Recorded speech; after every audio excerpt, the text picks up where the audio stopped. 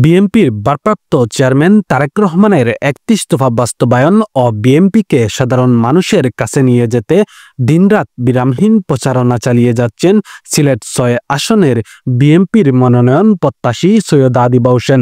আমি গোলাপগঞ্জ বিয়ানীবাজারে একটা বিশ্ববিদ্যালয়ের জন্য কাজ করতে চাই।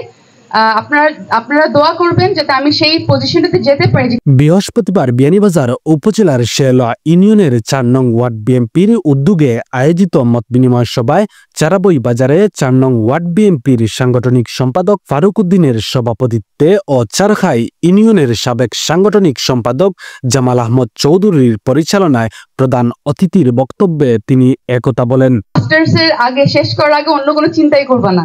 আমাদের সবসময় বলা হতো যে চাকরি, বিদেশ যাওয়া, বিয়ে করা কোনো চিন্তা মাস্টার্সের আগে না, আমাদের ভাবে বড় করা হয়েছে। তো আমি সেই বাবার মেয়ে এবং আমি বিশ্বাস করি এখন আমার শিক্ষা কমপ্লিট করার পর শিক্ষাটার দরকার কতটা। তো এই জন্য আমি গোলাপগঞ্জ বিয়ানীবাজারে একটা বিশ্ববিদ্যালয়ের জন্য কাজ করতে চাই। আপনারা দোয়া করবেন যাতে আমি সেই পজিশনটাতে যেতে পারি, যে কাজগুলো করতে পারি।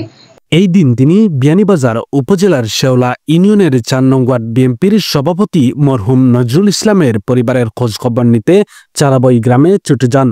পরে মরহুম নজরুল ইসলামের রুহের মাগফিরাত কামনায় ৪ নং ওয়ার্ড বিএনপির উদ্যোগে আয়োজিত দোয়া মাহফিলে যোগ দেন।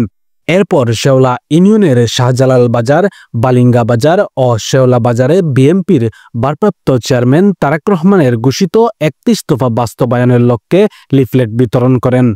দিনভর সৈয়দা আদিবা হোসেনের সফর সঙ্গী হিসেবে উপস্থিত ছিলেন সিলেট জেলা বিএনপির সাবেক তাঁতি বিষয়ক সম্পাদক ওহিদ আহমদ তালুকদার, বিয়ানীবাজার উপজেলার চারখাই ইউনিয়ন বিএনপির সহসভাপতি শিপলু আহমদ, সাধারণ সম্পাদক শায়েক আহমদ চৌধুরী, গোলাপগঞ্জ উপজেলা বিএনপির সহসভাপতি আব্দুল কাদির সেলিম, লক্ষ্মীপাশা ইউনিয়ন বিএনপির সাধারণ সম্পাদক ফখরুল ইসলাম, পশ্চিম আমুরা ইউনিয়ন বিএনপির সাধারণ সম্পাদক আব্দুল গফফার কুটি, ঢাকা দক্ষিণ ইউনিয়ন বিএনপির সাধারণ সম্পাদক মুহিব হোসেন ও বিএনপি নেতা জমিল উদ্দিন। শামিল হোসেন, জি ভয়েস 24।